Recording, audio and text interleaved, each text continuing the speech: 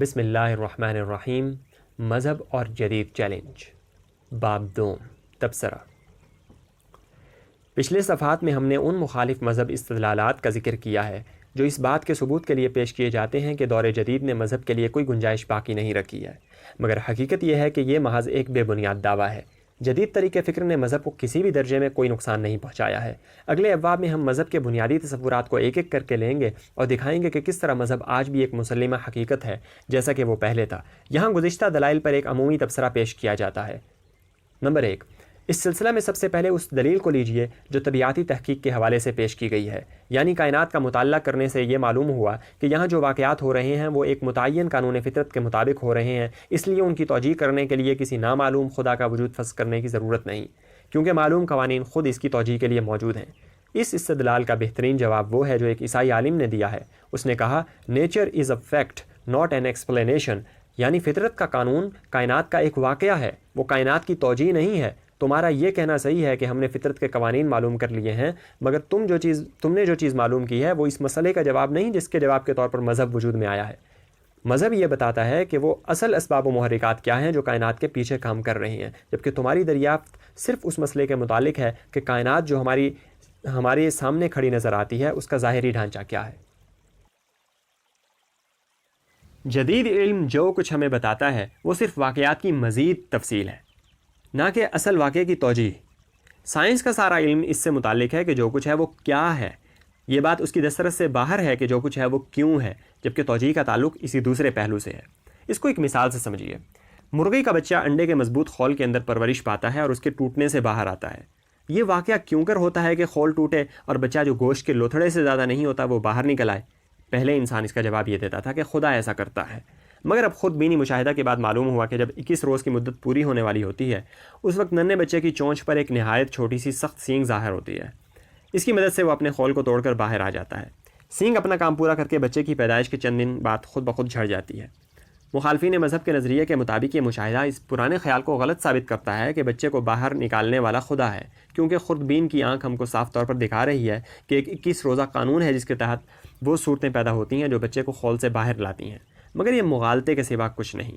جدید مشاہدہ نے جو کچھ ہمیں بتایا ہے وہ صرف واقعات کی چند مزید کڑیاں ہیں، اس نے واقعے کا اصل سبب نہیں بتایا۔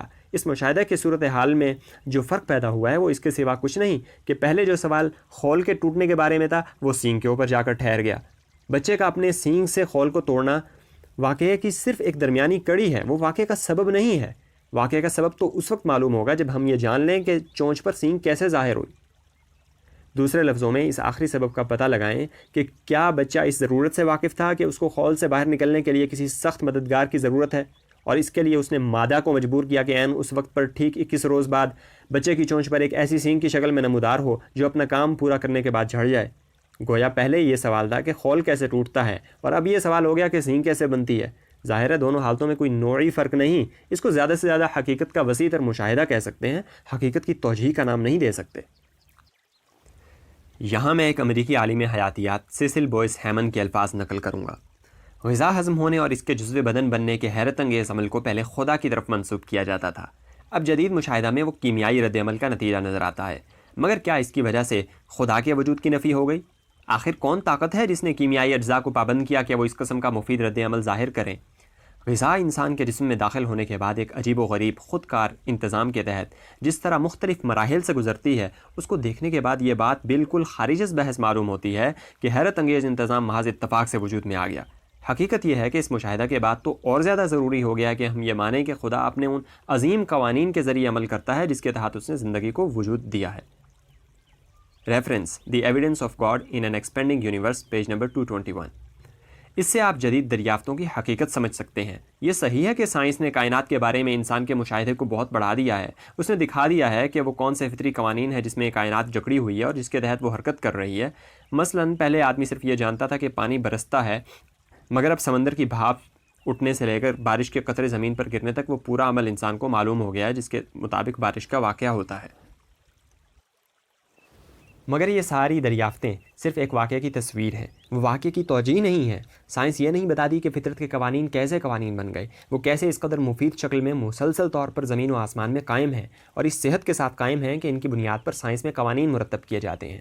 حقیقت یہ ہے کہ وہ فطرت جس کو معلوم کر لینے کی وجہ سے انسان یہ دعویٰ کرنے لگا ہے کہ اس نے کائنات کی توجیہ دریافت کر لی، وہ محض ایک دھوکہ ہے۔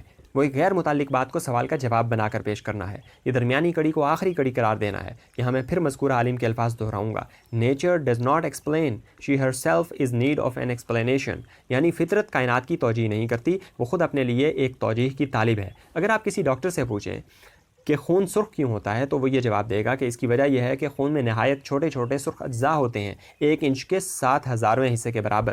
یہی سرخ ذرات خون کو سرخ کرنے کا موجب ہیں۔ سوال، درست، مگر یہ ذرات سرخ کیوں ہوتے ہیں؟ جواب، ان ذرات میں خاص مادہ ہوتا ہے جس کا نام ہیموگلوبن ہے۔ یہ مادہ جب پھیپھڑے میں آکسیجن جذب کرتا ہے تو گہرا سرخ ہو جاتا ہے۔ سوال، ٹھیک ہے، مگر ہیموگلوبن کے حامل سرخ ذرات کہاں سے آئے؟ جواب، وہ آپ کی تلی میں بن کر تیار ہوئے۔ سوال، ڈاکٹر صاحب جو کچھ آپ نے فرمایا وہ بہت عجیب ہے، مگر مجھے بتائیے کہ ایسا کیوں ہے کہ سرخ خون، سرخ ذرات، تلی اور دوسری ہزاروں چیزیں اس طرح ایک کل کے اندر باہم مربوط ہیں اور اس قدر صحت کے ساتھ اپنا عمل کر رہی ہیں؟ جواب، یہ قدرت کا قانون ہے۔ سوال، وہ کیا چیز ہے جس کو آپ قدرت کا قانون کہتے ہیں؟ جواب، اس سے مراد blind interplay of physical and chemical forces, یعنی طبیعی اور کیمیائی طاقتوں کا اندھا عمل ہے۔ سوال، مگر کیا وجہ ہے کہ یہ اندھی طاقتیں ہمیشہ ایسی سمت میں عمل کرتی ہیں جو انہیں ایک متعین انجام کی طرف لے جائے؟ کیسے وہ اپنی سرگرمیوں کو اس طرح منظم کرتی ہیں کہ ایک چڑیا اڑنے کے قابل ہو سکے، ایک مچھلی تیر سکے، ایک انسان اپنی مخصوص صلاحیتوں کے ساتھ وجود میں آئے؟ جواب، میرے دوست مجھ سے یہ نہ پوچھو، سائنسدان صرف یہ بتا سکتا ہے کہ جو کچھ ہو رہا ہے وہ کیا ہے، اس کے پاس اس سوال کا جواب نہیں کہ جو کچھ ہو رہا ہے وہ کیوں ہو رہا ہے۔ یہ سوال و جواب واضح کر رہے ہیں کہ سائنسی دریافتوں کی حقیقت کیا ہے۔ بلا شبہ سائنس نے ہم کو بہت سی نئی باتیں بتائی ہیں، مگر مذہب جس سوال کا جواب ہے اس کا ان دریافتوں سے کوئی تعلق نہیں۔ اس قسم کی دریافتیں اگر موجودہ مقدار کے مقابلے میں اربوں کھربوں گنا بھی بڑھ جائیں تب بھی مذہب کی ضرورت باقی رہے گی، کیونکہ یہ دریافتیں صرف ہونے والے واقعات کو بتاتی ہیں۔ یہ واقعات کیوں ہو رہے ہیں اور ان کا آخری سبب کیا ہے، اس کا جواب ان دریافتوں کے اندر نہیں ہے۔ یہ تمام کی تمام دریافتیں صرف درمیانی تشریح ہیں، جبکہ مذہب کی جگہ لینے کے لیے ضروری ہے کہ وہ آخری اور کلی تشریح دریافت کر لے۔ اس کی مثال ایسی ہے کہ کسی مشین کے اوپر ڈھکن لگا ہو تو ہم صرف یہ جانتے ہیں کہ وہ چل رہی ہے۔ اگر وہ ڈھکن اتار دیا جائے تو ہم دیکھیں گے کہ باہر کا چکر کس طرح ایک اور چکر سے چل رہا ہے، اور وہ چکر کس طرح بہت سے پرزوں سے مل کر حرکت کرتا ہے، یہاں تک کہ ہو سکتا ہے کہ ہم اس کے سارے پرزوں اور اس کی پوری حرکت دیکھ لیں۔ مگر کیا اس علم کے یہ معنی ہے کہ ہم نے مشین کے خالق اور اس کے سبب حرکت کا راز بھی معلوم کر لیا؟ کیا کسی مشین کی کارکردگی کو جان لینے سے یہ ثابت ہو جاتا ہے کہ وہ خود بخود بن گئی ہے اور اپنے آپ سے چلی جا رہی ہے؟ اگر ایسا نہیں ہے تو کائنات کی کارکردگی کی بعض جھلکیاں دیکھنے سے یہ کیسے ثابت ہو گیا کہ یہ سارا کارخانہ اپنے آپ وجود میں آیا ہو اور اپنے آپ چلا جا رہا ہو؟ اے ہیرس نے یہی بات کہی تھی جب اس نے ڈارونزم پر تنقید کرتے ہوئے کہا کہ natural selection may explain the survival of the fittest but cannot explain the arrival of the fittest. Revolt Against Reason by Allium, page 133. یعنی انتخاب طبیعی کے قانون کا حوالہ صرف زندگی کے بہتر مظاہر کے باقی رہنے کی توجیہ کرتا ہے، لیکن وہ یہ نہیں بتاتا کہ یہ بہتر زندگیاں خود کیسے وجود میں آئیں۔ 2. اب نفسیاتی استدلال کو لیجئے۔ کہا جاتا ہے کہ خدا اور دوسری دنیا کا تصور کوئی حقیقی چیز نہیں، بلکہ یہ انسانی شخصیت اور انسانی آرزوؤں کو کائناتی سطح پر قیاس کرنا ہے۔ لیکن میرے لیے ناقابل تصور ہے کہ اس میں استدلال کا کیا پہلو ہے۔ اس کے جواب میں اگر میں کہوں کہ فی الواقع انسانی شخصیت اور انسانی آرزویں کائناتی سطح پر موجود ہیں تو مجھے نہیں معلوم کہ مخالفین کے پاس وہ کون سی حقیقی معلومات ہیں جس کی بنیاد پر وہ اس کی تردید کر سکیں گے۔ ہم جانتے ہیں کہ جین کا خود بینی مادہ 6 فٹ لمبے چوڑے انسان کی سطح پر ایک شخص کی موجودگی کی پیشین گوئی ہے۔ ناقابل مشاہدہ ایٹم میں وہ نظام پایا جاتا ہے جو شمسی نظام کی سطح پر اربوں میل کے دائرے میں گردش کر رہا ہے۔ پھر شعور جس کا ہم انسان کی صورت میں تجربہ کر رہے ہیں، اگر وہ کائنات کی سطح پر زیادہ مکمل حالت میں موجود ہو تو اس میں تعجب کی کیا بات ہے؟ اسی طرح ہمارا ضمیر اور ہماری فطرت جس ارتقاء یافتہ دنیا کو چاہتے ہیں، وہ اگر ایسی دنیا کی بازگشت ہو جو فی الواقع کائنات کے پردے میں موجود ہے تو اس میں آخر استحالہ کا کیا پہلو ہے؟ الف، علماء نفسیات کا یہ کہنا بجائے خود صحیح ہے کہ بچپن میں بعض اوقات ایسی باتیں ذہن میں پڑ جاتی ہیں جو بات کو غیر معمولی شکل میں ظاہر ہوتی ہیں، مگر اس سے یہ استدلال کرنا کہ یہی انسان کی وہ خصوصیت ہے جس نے مذہب کو پیدا کیا بالکل بے بنیاد قیاس ہے۔ یہ ایک معمولی واقعے سے غیر معمولی نتیجہ اخذ کرنا ہے۔ یہ ایسی ہی بات ہے جیسے میں کسی کمہار کو مٹی کی بورت بناتے ہوئے دیکھوں تو پکار اٹھوں کہ بس یہی وہ شخص ہے جو زیرو انسان کا خالق ہے۔ کمہار بے شک مٹی کے کھلونوں کا صانع ہے، مگر یہ کہنا کہ اسی طرح کوئی اور کمہار تھا جس نے خود اس کمہار کو بنایا، ایک لغو بات کے سوا کچھ نہیں۔ جدید طرز فکر کی یہ عام کمزوری ہے کہ وہ معمولی واقعے سے غیر معمولی استدلال کرتا ہے، حالانکہ منطقی اعتبار سے اس استدلال میں کوئی وزن نہیں۔ اگر ایسا ہوتا ہے کہ ایک شخص لاشعور میں دبے خیالات کے تحت کبھی غیر معمولی باتیں بڑبڑانے لگتا ہے، تو اس سے یہ کہاں ثابت ہو گیا کہ انبیاء علیہم السلام کی زبان سے کائنات کے جس علم کا انکشاف ہوا ہے وہ بھی اسی قسم کی ایک بڑبڑاہٹ ہے؟ پہلے واقعے کو تسلیم کرتے ہوئے ہم یہ کہہ سکتے ہیں کہ اسے دوسرے واقعے کے بارے میں استدلال کرنا ایک غیر علمی اور غیر منطقی روش کا مظاہرہ کرنا ہے۔ یہ صرف اس بات کا ثبوت ہے کہ توجیہ کرنے والے کے پاس نبی کے غیر معمولی کلام کو سمجھنے کے لیے کوئی اور معیار موجود ہی نہیں تھا۔ اس کو صرف ایک ہی بات معلوم تھی، یہ کہ بعض مرتبہ کوئی شخص خواب یا جنون یا بے ہوشی کی حالت میں کچھ ایسی باتیں زبان سے نکالنے لگتا ہے جو عام طور پر ہوش کی حالت میں کسی کی زبان سے ادا نہیں ہوتی۔ اس نے فوراً کہہ دیا کہ بس یہی وہ چیز ہے جو مذہبی قسم کی باتوں کی ذمہ دار ہے، حالانکہ کسی کے پاس حقیقت کو ناپنے کا ایک ہی معیار ہو تو اس سے یہ ثابت نہیں ہوتا کہ بطور واقعہ بھی حقیقت کو ناپنے کا ایک ہی معیار ہوگا۔ فرض کیجئے دور کے کسی سیارہ سے ایک ایسی مخلوق زمین پر اترتی ہے جو سنتی تو ہے مگر بولنا نہیں جانتی۔ وہ صرف سماعت کی صفت سے آشنا ہے، تکلم کی صفت کی اسے کوئی خبر نہیں۔ وہ انسانوں کی گفتگو اور تقریریں سن کر یہ تحقیق شروع کرتی ہے کہ آواز کیا ہے اور کہاں سے آتی ہے۔ اس تحقیق کے دوران اس کے سامنے یہ منظر آتا ہے کہ درخت کی دو شاخیں جو باہم ملی ہوئی تھیں، اتفاقاً ہوا چلی اور رگڑ کی وجہ سے ان میں آواز نکلنے لگی۔ پھر جب ہوا رکی تو آواز بند ہو گئی۔ یہ واقعہ بار بار ان کے سامنے آتا ہے۔ اب ان کا ایک ماہر بغور اس کا مطالعہ کرنے کے بعد اعلان کرتا ہے کہ کلام انسانی کا راز معلوم ہو گیا۔ اصل بات یہ ہے کہ انسان کے منہ میں نیچے اور اوپر جبڑوں میں دانت کی موجودگی اس کا سبب ہے۔ جب یہ نیچے اوپر کے دانت باہم رگڑ کھاتے ہیں تو ان سے آواز نکلتی ہے اور اسی کو کلام کہا جاتا ہے۔ دو چیزوں کی رگڑ سے ایک قسم کی آواز پیدا ہونا بجائے خود ایک واقعہ ہے، مگر اس واقعے سے کلام انسانی کی تشریح کرنا جس طرح صحیح نہیں، اسی طرح غیر معمولی حالات میں لاشعور سے نکلی ہوئی باتوں سے کلام نبوت کی تشریح نہیں کی جا سکتی۔ لاشعور میں جو خیالات دبا دیے جاتے ہیں وہ اکثر اوقات ایسی ناپسندیدہ خواہشیں ہوتی ہیں جو خاندان اور سماج کے خوف سے پوری نہیں ہو سکتی۔ مثلاً کسی کے اندر اپنی بہن یا لڑکی سے جنسی جذبہ پیدا ہوا تو اس خیال سے اسے دبا دیتا ہے کہ اس کا ظاہر کرنا رسوائی کا باعث ہوگا۔ اگر ایسا نہ ہو تو وہ شاید اس کے ساتھ شادی کرنا پسند کرتا۔ کسی کو قتل کرنے کا خیال ہو تو آدمی اس ڈر سے اپنے ذہن میں دفن کر دیتا ہے کہ اس کو جیل جانا پڑے گا، وغیرہ وغیرہ۔ گویا لاشعور میں دبی ہوئی خواہشیں اکثر اوقات وہ برائیاں ہوتی ہیں جو ماحول کے خوف سے بروئے کار نہ آ سکیں۔ اب اگر ایسے شخص میں ذہنی اختلال یعنی مینٹل ڈس آرڈر پیدا ہو اور اس کا لاشعور ظاہر ہونا شروع ہو جائے تو اس سے کیا ظاہر ہوگا؟ ظاہر ہے وہی برے جذبات اور غلط خواہشیں جو اس کی زبان سے نکلیں گی جو اس کے لاشعور میں بھری ہوئی تھیں۔ وہ شرک کا پیغمبر ہوگا، خیر کا پیغمبر نہیں ہو سکتا۔ اس کے برعکس انبیاء علیہ السلام کی زبان سے جس مذہب کا ظہور ہوا ہے وہ سرتپا خیر اور پاکیزگی ہے۔ ان کا کلام اور ان کی زندگی خیر اور پاکیزگی کا اتنا اعلیٰ نمونہ ہے کہ انبیاء کے سوا اس کی کہیں مثال نہیں ملتی۔ یہی نہیں بلکہ ان کے خیالات میں اتنی کشش ہوتی ہے کہ وہی سماج جس کے خوف سے انہوں نے کبھی اپنے خیالات اپنے ذہن میں چھپا لیے تھے وہ اس پر دل و جان سے فریفتہ ہو جاتا ہے اور صدیوں پر صدیاں گزر جاتی ہیں پھر بھی انہیں نہیں چھوڑتا۔ جواب: نفسیاتی نقطہ نظر سے انسان کا لاشعور اصلاً خلا یعنی ویکیوم ہے۔ اس میں پہلے سے کوئی چیز موجود نہیں ہوتی بلکہ شعور کی راہ سے گزر کر پہنچتی ہے۔ اس کا مطلب یہ ہے کہ لاشعور صرف انہی واردات اور معلومات کا گودام ہے جو کبھی انسان کے علم میں آیا ہو۔ وہ نامعلوم حقائق کا خزانہ نہیں بن سکتا، لیکن حیرت انگیز بات یہ ہے کہ انبیاء کی زبان سے جس مذہب کا اعلان ہوا ہے وہ ایسی حقیقتوں پر مشتمل ہے جو وقتی نہیں دائمی ہیں۔ وہ ایسی باتیں کہتے ہیں جو نہ تو انہیں پہلے سے معلوم تھی نہ ان کے وقت تک پوری نسل انسانی کو معلوم ہو سکی تھی۔ اگر حقائق کا سرچشمہ لاشعور ہوتا تو وہ ہرگز ایسے نامعلوم حقائق کا اظہار نہیں کر سکتا تھا۔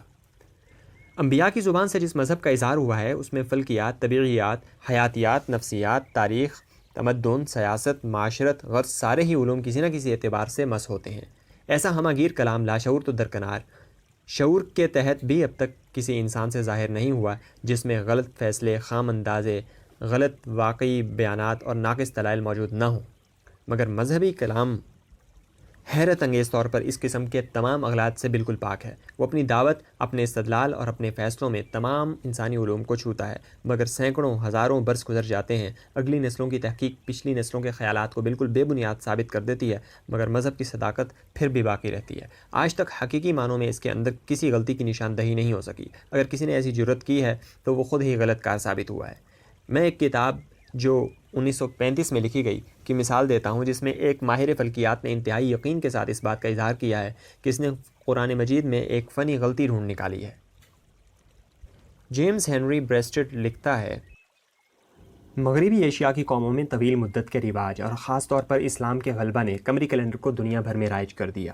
قمری اور شمسی سال کے درمیان فرق کو محمد صلی اللہ علیہ وسلم اس انتہائی لغو حد تک لے گئے جو کہ تصور کیا جا سکتا ہے۔ وہ کیلنڈر کے مسائل کی نوعیت سے اتنے زیادہ بے خبر تھے کہ قرآن میں باضابطہ انہوں نے کبیسہ کے مہینے یعنی انٹر کیلوری منتھس کا ٹھہرنا ممنوع قرار دیا۔ 354 دنوں کا نام نہاد قمری سال شمسی سال سے 11 دن کم ہوتا ہے، اس لیے وہ اپنی گردش میں ہر 33 سال 1 سال اور ہر صدی میں 3 سال زیادہ ہو جاتا ہے۔ ایک ماہانہ مذہبی عمل جیسا کہ رمضان اگر اس وقت جون میں ہو تو 6 سال بعد وہ اپریل میں آئے گا۔ 1935 میں ہجرت کو 1333 سال گزر چکے ہیں جب سے کہ ہجری سال شروع ہوا، مگر ہماری ہر ایک صدی مسلمانوں کے قمری سال کے اعتبار سے 103 سال سے زیادہ کی ہوتی ہے۔ ہمارے ہاں شمسی سالوں کے اعتبار سے جب 1333 سال ہوتے ہیں تو مسلم سال کے اعتبار سے تقریباً 41 سال زیادہ ہو چکے ہوتے ہیں۔ اس طرح مسلمانوں کا سال ہجری وقت تحریر 1354 تک پہنچ چکا ہے، یعنی کہ شمسی اعتبار سے 1313 سالوں میں 41 سال مزید۔ مشرقی ملکوں کے یہودی چرچ نے اس قسم کی لغویت یعنی ابسرڈٹی کو ختم کر کے لوند یا مہینوں کے اضافے کا طریقہ انٹرکلیشن کو اختیار کیا ہے اور اس طرح اپنے قمری کیلنڈر کو شمسی سال کے ڈھانچے کے مطابق بنا لیا۔ اس بنا پر تمام مغربی ایشیا اب تک اس انتہائی قدیم طریقے قمری کیلنڈر کی مجھے یہاں شمسی اور قمری کیلنڈر کے فرق پر کوئی بحث نہیں کرنی ہے، میں صرف یہ کہنا چاہتا ہوں کہ مصنف نے جس واقعے کو پیغمبر اسلام کی طرف منسوب کر کے انتہائی لغو بے خبری کا الزام لگایا ہے وہ واقعہ بذات خود صحیح نہیں۔ قرآن مجید میں جس چیز کی ممانعت کی گئی ہے وہ کبیسہ کے مہینے ٹھہرانا نہیں بلکہ نسی ہے۔ سورہ توبہ آیت نمبر 37۔ نسی کے معنی عربی زبان میں تاخیر کے ہیں، یعنی مؤخر کرنا، ہٹانا۔ مثلاً حوض پر ایک جانور پانی پی رہا ہے اور آپ نے اس کو ہٹا کر اپنے جانور کو حوض پر کھڑا کر دیا کہ پہلے آپ کا جانور پانی پی لے اس کے بعد دوسرا پیے، تو اس طرح کے ہٹانے کو کہیں گے نسا الدابہ۔ حضرت ابراہیم علیہ السلام کے ذریعے عرب میں جو طریقے رائج ہوئے تھے ان میں سے ایک یہ تھا کہ سال کے 12 مہینوں میں سے 4 مہینے اشہر حرم خاص ادب و احترام کے مہینے ہیں۔ یہ مہینے ذوالقعدہ، ذوالحجہ، محرم اور رجب تھے۔ ان میں خون ریزی اور جدال و قتال قطعاً بند کر دیا جاتا تھا۔ لوگ حج و عمرہ اور کاروبار کے لیے امن و امان کے ساتھ آزادانہ سفر کر سکتے تھے۔ بعد کو جب قبائل عرب میں سرکشی پیدا ہوئی تو انہوں نے اس قانون کی پابندی سے بچنے کے لیے نسی کی رسم نکالی، یعنی جب کسی زور آور قبیلے کی خواہش ماہ محرم میں جنگ کرنے کی ہوئی تو ایک سردار نے اعلان کیا کہ امسال ہم نے محرم کو اشہر حرم سے نکال کر اس کی جگہ سفر کو حرام کر دیا۔ دوسرے لفظوں میں محرم کو اپنی جگہ سے ہٹا کر سفر کی جگہ رکھ دیا۔ یہی محترم مہینوں کو آگے پیچھے کرنے کی رسم تھی جس کو نسی کہا جاتا تھا، اور اسی کے متعلق قرآن مجید میں کہا گیا ہے کہ یہ زیادتن فی الکفر ہے۔ بعض لوگوں نے لکھا ہے کہ عرب میں لوند کی بھی ایک قسم کا رواج تھا، یعنی مہینوں کا عدد بدل دیتے تھے۔ مثلاً 12 مہینے کے 14 بنا لیے، مگر ایک مفسر قرآن کے الفاظ ہیں کہ بعض اقوام جو اپنے مہینوں کا حساب کتاب درست رکھنے کے لیے لوند کا مہینہ ہر تیسرے سال بڑھاتی ہیں، وہ نسی میں داخل نہیں۔ معلوم ہوا کہ دور بے خبری میں بھی پیغمبر خدا صلی اللہ علیہ وسلم نے بے خبری کی بات نہیں کی، حالانکہ اگر ان کے الفاظ محض شعور یا لاشعور سے نکلے ہوئے ہوتے تو اس قسم کی بے خبری کا ظاہر ہونا لازمی تھا۔ اگلے ابواب میں تفصیلی مثالیں سامنے آ رہی ہیں۔ نمبر 3، تاریخی یا سماجی مطالعہ کے حوالے سے استدلال کرنے والوں کی بنیادی غلطی یہ ہے کہ وہ صحیح رخ سے مذہب کا مطالعہ نہیں کرتے، اس لیے پورا مذہب ان کو اصل حقیقت کے خلاف ایک اور ہی شکل میں نظر آنے لگتا ہے۔ اس کی مثال ایسی ہے جیسے ایک چوکور چیز کو کوئی شخص ترچھا کھڑا ہو کر دیکھے، ظاہر ہے ایسے شخص کو وہ چیز جو حقیقتاً چوکور ہے تکونی نظر آ سکتی ہے۔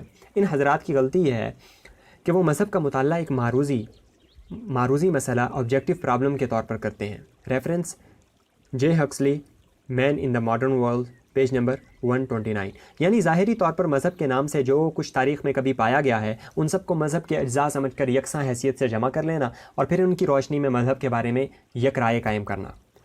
اس کی وجہ سے پہلے ہی قدم پر ان کی پوزیشن غلط ہو جاتی ہے۔ اس کا نتیجہ یہ ہوتا ہے کہ مذہب ان کی نظر میں محض ایک سماجی عمل بن کر رہ جاتا ہے، نہ کہ کوئی انکشاف حقیقت۔ ایک چیز جو انکشاف حقیقت کی نوعیت رکھتی ہو وہ بذات خود ایک آئیڈیل ہوتی ہے اور اس کے اپنے آئیڈیل کی روشنی میں اس کے مظاہر اور اس کی تاریخ کا مطالعہ کیا جاتا ہے۔ اس کے برعکس جو چیز سماجی عمل کی حیثیت رکھتی ہو اس کا اپنا کوئی آئیڈیل نہیں ہوتا، بلکہ سماج کا عمل ہی اس کی حقیقت کا تعین کرتا ہے۔ کوئی چیز جو سماجی آداب یا سماجی روایات کے خلاف کی حیثیت رکھتی ہو، سماجی روایات کی حیثیت رکھتی ہو، اس کی یہ حیثیت صرف اس وقت تک قائم رہتی ہے جب تک سماج نے بالفعل اس کو یہ حیثیت دے رکھی ہو۔ اگر سماج اس کو چھوڑ کر اس کی جگہ کوئی اور طریقہ اختیار کر لے تو پھر وہ تاریخی چیز ہو جاتی ہے، اور سماجی روایت کی حیثیت سے اس کا کوئی مقام باقی نہیں رہتا۔ مگر مذہب کا معاملہ اس سے مختلف ہے۔ مذہب کا مطالعہ ہم اس طرح نہیں کر سکتے جس طرح ہم سواری اور لباس اور مکان کا مطالعہ کرتے ہیں، کیونکہ مذہب اپنی ذات میں ایک حقیقت ہے جس کو سماج اپنے ارادے سے قبول کرتا ہے یا اسے قبول نہیں کرتا، یا قبول کرتا ہے تو ناقص شکل میں۔ اس کی وجہ سے مذہب اپنی اصولی حیثیت میں تو ہمیشہ یکساں رہتا ہے، مگر سماج کے اندر رواج یافتہ حیت کے اعتبار سے اس کی شکلیں مختلف ہو جاتی ہیں۔ اس لیے سماج کے اندر رواج یافتہ مذاہب کی یکساں فہرست بندی کر کے ہم مذہب کو نہیں سمجھ سکتے۔ مثال کے طور پر جمہوریت کو لیجئے۔ جمہوریت ایک مخصوص سیاسی معیار کا نام ہے، اور کسی حکومت کو اس معیار کی روشنی میں ہی جمہوری یا غیر جمہوری کہا جا سکتا ہے۔ یعنی جمہوریت کے اپنے معیار کی روح سے تمام ملکوں کو دیکھا جائے گا، اور صرف اسی رویے کو جمہوری قرار دیا جائے گا جو حقیقتاً جمہوری ہو۔ اس کے برعکس اگر جمہوریت کا مطالعہ اس طرح سے کیا جائے کہ ہر وہ ملک جس نے اپنے نام کے ساتھ جمہوری کا لفظ لگا رکھا ہے اس کو حقیقتاً جمہوری فرض کر کے جمہوریت کو سمجھنے کی کوشش کی جائے، تو پھر جمہوریت ایک بے معنی لفظ بن جائے گا، کیونکہ ایسی حالت میں امریکہ کی جمہوریت چین کی جمہوریت سے مختلف ہوگی، انگلینڈ کی جمہوریت مصر کی جمہوریت سے ٹکرائے گی، ہندوستان کی جمہوریت کا پاکستان کی جمہوریت سے کوئی جوڑ نہیں ہوگا۔ اس کے بعد جب ان سارے مشاہدات کو ارتقائی ڈھانچہ میں رکھ کر دیکھا جائے گا تو وہ اور زیادہ بے معنی ہو جائے گا، کیونکہ فرانس جو جمہوریت کا مقام پیدائش ہے اس کا مطالعہ بتائے گا کہ جمہوریت اپنے بعد کے ارتقائی مراحل کے مطابق نام ہے۔ جمہوریت اپنے بعد کے ارتقائی مرحلہ کے مطابق نام ہے جنرل ڈے گول کی فوجی آمریت کا۔ اس طریقے مطالعہ کا یہ نتیجہ ہے کہ مذہب کے لیے خدا کی ضرورت بھی باقی نہیں رہی۔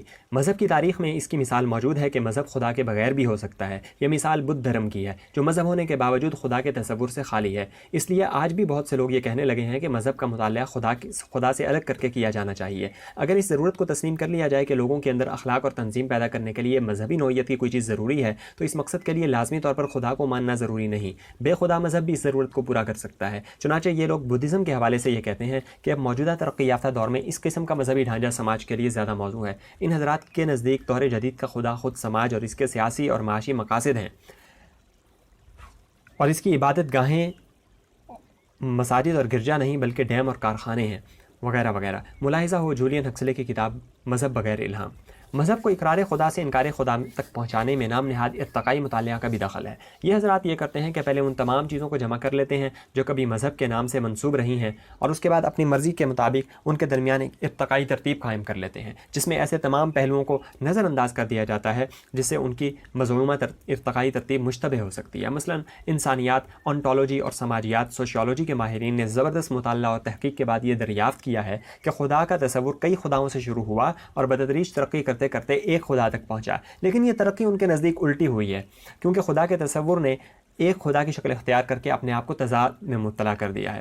کئی خدا کا تصور کم از کم اپنے اندر یہ قدرت تو رکھتا تھا کہ مختلف خداؤں کے ماننے والے ایک دوسرے کو تسلیم کرتے ہوئے باہم مل جل کر رہیں، مگر ایک خدا کے عقیدے نے قدرتی طور پر دوسرے تمام خداؤں اور ان کے ماننے والوں کو باطل ٹھہرایا اور برتر مذہب ہائر ریلیجن کا تصور پیدا کیا، جس کی وجہ سے قوموں اور گروہوں کے درمیان کبھی نہ ختم ہونے والی جنگیں شروع ہو گئیں۔ اس طرح خدا کے تصور نے غلط سمت میں ارتقاء کر کے خود ہی اپنے لیے موت کا سامان مہیا کر دیا ہے، کیونکہ ارتقاء کا قانون یہی ہے۔ مین in the modern world, page 112۔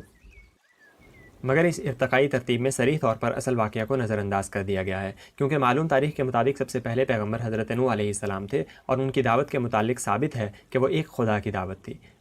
اس کے علاوہ تعدد الہہ، پولی تھیزم کا مطلب بھی مطلق تعدد نہیں۔ کوئی بھی قوم ان معنوں میں مشرک نہیں رہی کہ وہ بالکل یکساں نوعیت کے کئی خدا مانتی ہو۔ اس کے برعکس تعدد الہہ کا مطلب ایک بڑے خدا کو مان کر کچھ اس کے مقربین خاص کا اقرار کرنا ہے جو ذیلی خداؤں کے طور پر کام کرتے ہیں۔ شرک کے ساتھ ہمیشہ ایک خدائے گان کا تصور پایا جاتا رہا ہے۔ ایسی حالت میں ارتقائی مذہب ایک بے دلیل عقیدہ کے سوا اور کیا ہے؟ مارکسی نظریہ تاریخ اور زیادہ لغو ہے۔ یہ نظریہ اس مفروضہ پر مبنی ہے کہ اقتصادی حالات ہی وہی اصل عامل ہیں جو انسان کی تعمیر و تشکیل کرتے ہیں۔ مذہب جس زمانے میں پیدا ہوا وہ جاگیرداری اور سرمایہ داری نظام کا زمانہ تھا۔ اب چونکہ جاگیرداری اور سرمایہ داری نظام استحصال اور لوٹ کھسوٹ کا نظام ہے، اس لیے ان کے درمیان پیدا ہونے والی اخلاقی و مذہبی تصورات بھی یقینی طور پر اپنے ماحول ہی کا عکس ہوں گے۔ وہ لوٹ کھسوٹ کے نظریات ہوں گے، مگر یہ نظریہ علمی حیثیت سے کوئی وزن رکھتا ہے اور نہ تجزیہ سے اس کی کوئی تصدیق ہو سکتی ہے۔ یہ نظریہ انسانی ارادہ کی بالکلیہ نفی کر دیتا ہے اور اس کو صرف معاشی حالات کی پیداوار قرار دیتا ہے۔ اس کا مطلب یہ ہے کہ آدمی کی اپنی کوئی ہستی نہیں۔ جس طرح صابن کے کارخانے میں صابن ڈھلتے ہیں، اسی طرح آدمی بھی اپنے ماحول کے کارخانے میں ڈھلتا ہے۔ وہ الگ سے سوچ کر کوئی کام نہیں کرتا، بلکہ جو کچھ کرتا ہے اس کے مطابق سوچنے لگتا ہے۔ اگر یہ واقعہ ہے تو مارکس، جو خود بھی سرمایہ دارانہ نظام کے اندر پیدا ہوا تھا، اس کے لیے کیسے ممکن ہوا کہ وہ اپنے وقت کے معاشی حالات کے خلاف سوچ سکے؟ کیا اس نے زمین کا مطالعہ چاند پر جا کر کیا تھا؟ اگر مذہب کو پیدا کرنے والی چیز وقت کا اقتصادی نظام ہے تو آخر مارکسزم بھی وقت کے اقتصادی نظام کی پیداوار کیوں نہیں ہے؟ مذہب کی جو حیثیت مارکسزم کو تسلیم نہیں، وہی حیثیت اس کے اپنے لیے کس طرح جائز ہوگی؟ حقیقت یہ ہے کہ یہ نظریہ اشتعال انگیز حد تک لغو ہے، اس کے پیچھے کوئی بھی علمی اور عقلی دلیل موجود نہیں۔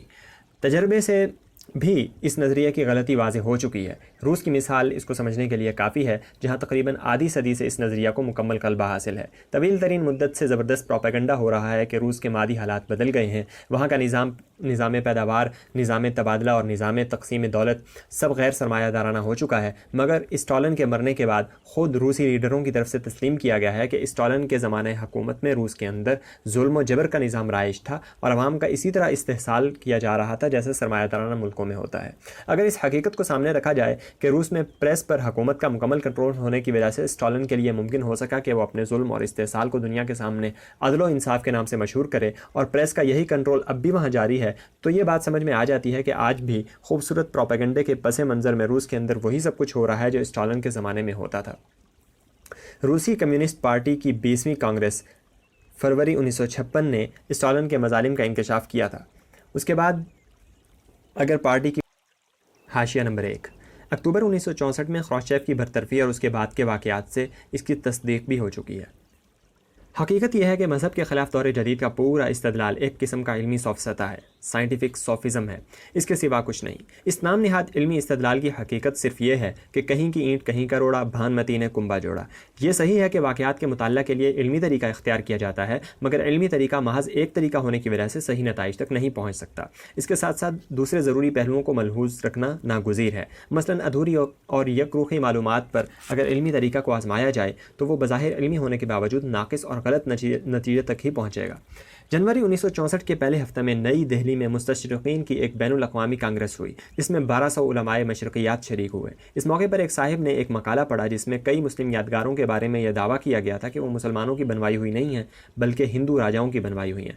مثلاً قطب مینار جو قطب الدین ایبک کی طرف منسوب ہے، وہ دراصل وشنو دھوج ہے، جس کو اب سے 2300 سال پہلے سمندر گپت نے بنوایا تھا۔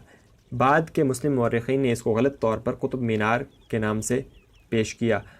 اس کی دلیل یہ ہے کہ قطب مینار میں ایسے پتھر لگے ہوئے ہیں جو بہت پرانے ہیں اور قطب الدین ایبک سے بہت پہلے تراشے گئے تھے۔ بظاہر یہ ایک علمی استدلال ہے کیونکہ یہ واقعہ ہے کہ قطب مینار میں کچھ ایسے پتھر موجود ہیں، مگر قطب مینار کے مطالعہ کے لیے صرف اس کے پرانے پتھروں کا حوالہ دینے سے علمی استدلال کا حق ادا نہیں ہوتا۔ اس کے ساتھ ساتھ اور بہت سے پہلوؤں کو سامنے رکھنا ضروری ہے، اور جب ہم ایسا کرتے ہیں تو معلوم ہوتا ہے کہ یہ توجیہ قطب مینار پر پوری طرح سے چپسا نہیں ہوتی۔ اس کی بجائے یہ دوسری توجیہ زیادہ قرین قیاس ہے کہ اس کے پرانے پتھر دراصل پرانی عمارتوں کے کھنڈر سے حاصل کیے گئے، جس طرح دوسری قدیم سنگی عمارتوں میں کثرت سے اس کی مثالیں موجود ہیں۔ اور پھر جب اس دوسری توجیہ کو قطب مینار کی ساخت، اس کے نقشہ تعمیر، پرانے پتھروں کا انداز نصب، مینار کے ساتھ ناتمام مسجد اور جوابی مینار کے بقیہ آثار، نیز تاریخی شہادتوں کے ساتھ ملا کر دیکھیں تو ثابت ہو جاتا ہے کہ یہی دوسری توجیہ صحیح ہے اور پہلی توجیہ ایک مغالطہ کے سوا اور کچھ نہیں۔ مخالفین مذہب کا مقدمہ بھی بالکل ایسا ہی ہے، جس طرح مذکورہ بالا مثال میں چند پتھروں کو ایک خاص رنگ دے کر سمجھ لیا گیا ہے کہ علمی استدلال حاصل ہو گیا۔ اس طرح کی چند جزوی اور اکثر اوقات غیر متعلق واقعات کو ناقص رخ سے پیش کر کے یہ سمجھ لیا گیا ہے کہ علمی طریقہ مطالعہ نے مذہب کی تردید کر دی، حالانکہ واقعہ کے تمام اجزاء کو صحیح رخ سے دیکھا جائے تو بالکل دوسرا نتیجہ برآمد ہوتا ہے۔ حقیقت یہ ہے کہ مذہب کی صداقت کا یہ بذات خود ایک کافی ثبوت ہے کہ اس کو چھوڑنے کے بعد بہترین ذہن بھی الٹ باتیں کرنے لگتے ہیں۔ اس کے بعد آدمی کے پاس مسائل پر غور و فکر کرنے کے لیے کوئی بنیاد باقی نہیں رہتی۔ مخالفین مذہب کی فہرست میں جو نام ہیں وہ اکثر نہایت ذہین اور ذی علم افراد ہیں، بہترین دماغ وقت کے بہترین علوم سے آراستہ ہو کر اس میدان میں اترے ہیں، مگر ان اہل دماغ نے ایسی مہمل باتیں لکھی ہیں کہ سمجھ میں نہیں آتا کہ ان کو لکھتے وقت آخر ان کا دماغ کہاں چلا گیا تھا۔ یہ سارا لٹریچر بے یقینی، تضاد، اعتراف، ناواقفیت اور الٹپ استدلال سے بھرا ہوا ہے۔ کھلی ہوئی حقیقتوں کو نظر انداز کرنا اور معمولی تنکے کے سہارے دعووں کے پل کھڑے کرنا، یہ ان کا کل کارنامہ ہے۔ صورتحال بلا شبہ اس بات کا ایک قطعی ثبوت ہے کہ ان حضرات کا مقدمہ صحیح نہیں، کیونکہ بیان اور استدلال کی یہ خرابیاں صرف غلط مقدمہ کی خصوصیت ہیں، صحیح مقدمے میں یہ چیزیں کبھی نہیں پائی جا سکتی۔